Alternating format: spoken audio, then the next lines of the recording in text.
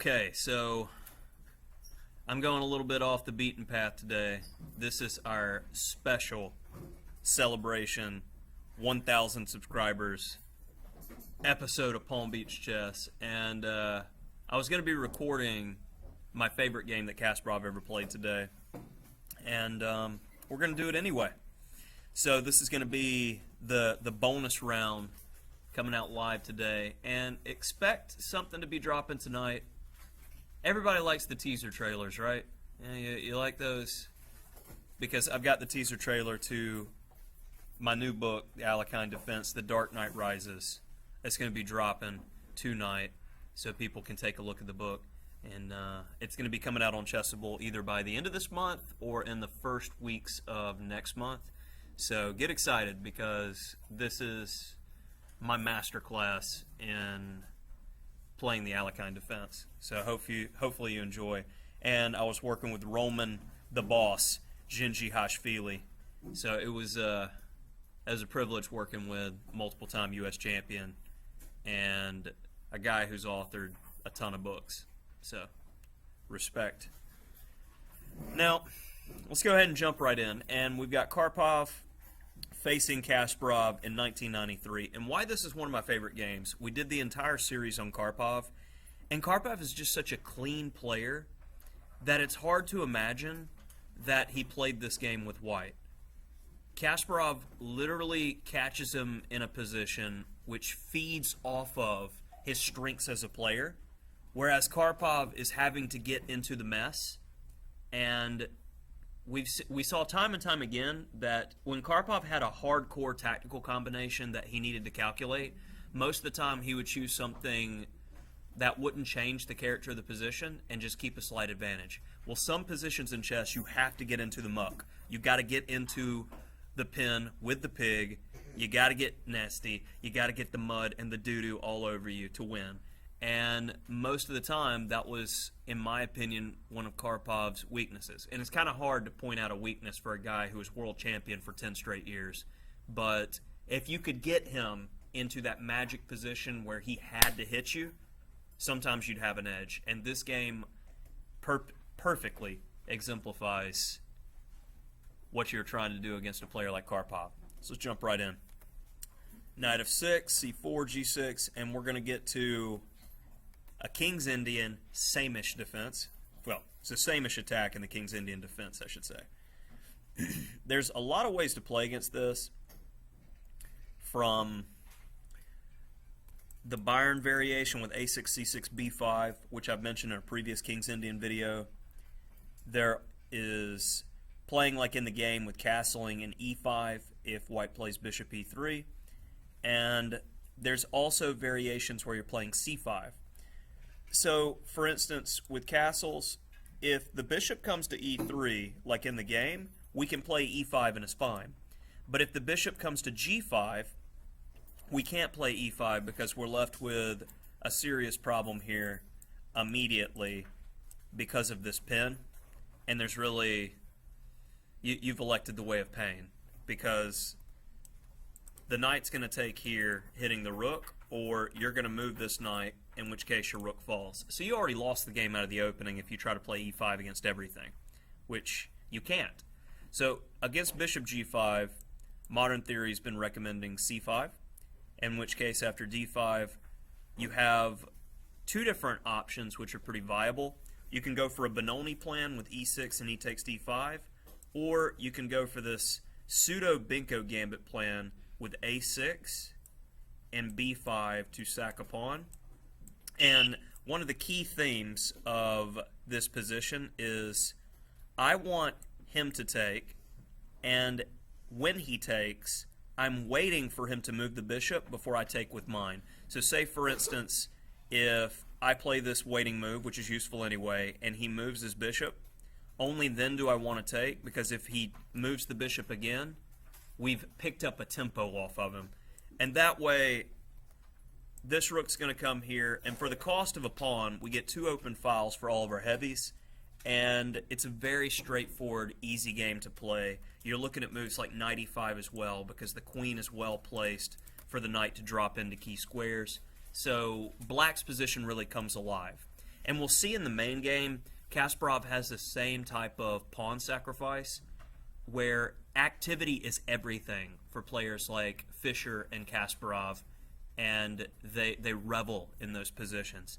So after bishop e3, we have e5, and d5 was main move, and it was interesting because I found plenty of games where Karpov played the main line, which scores almost 70% win in the database for white, and he played some early g4 stuff. He's just a boss with it.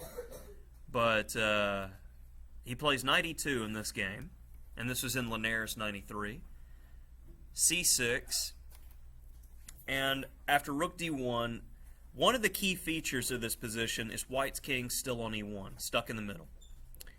And a6, we're looking at playing b5 and getting space over here. de, and here's the first, you go, whoa, what is he doing? Knight takes e5. And you're giving yourself this permanent weakness on d6 because white's pieces are all just staring at this weakness. But if he wants to grab here, this is going to leave you with some issues, because after knight takes, you're doing all the right things and you have a sincere amount of play in the position. So the pawn is poisoned temporarily. So Karpov, in typical Karpovian style, b3, because I'm going to defend my pawn, so now I can take on d6 for free. Kasparov goes b5, all right, I'm going to keep attacking because take the pawn, I don't care, I'm going to hit you. Karpov's like, okay, I'll take, and then I'm going to get my pawn. And now, here, this is where the game really begins, because this is just beautiful preparation by Kasparov. Knight fd7, he says, okay, I'm down material, I don't want to trade. I want to keep tension to keep attacking and get back in this game. And Karpov's trying to push him off the board, so f4, b4, and we're going ahead and attacking here. Hello. Now. Yep. So after b4, both pieces are currently hanging. So then knight b1 was the move that was played in the game, and already we're starting to see Karpov's pieces go back home, which is never a good sign.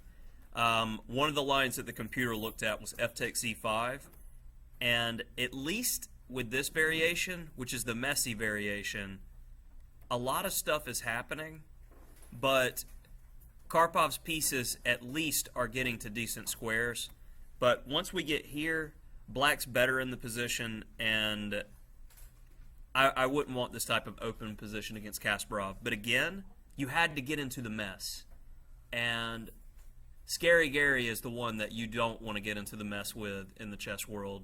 Back in the day, he was an unbelievable powerhouse when it came to tactics.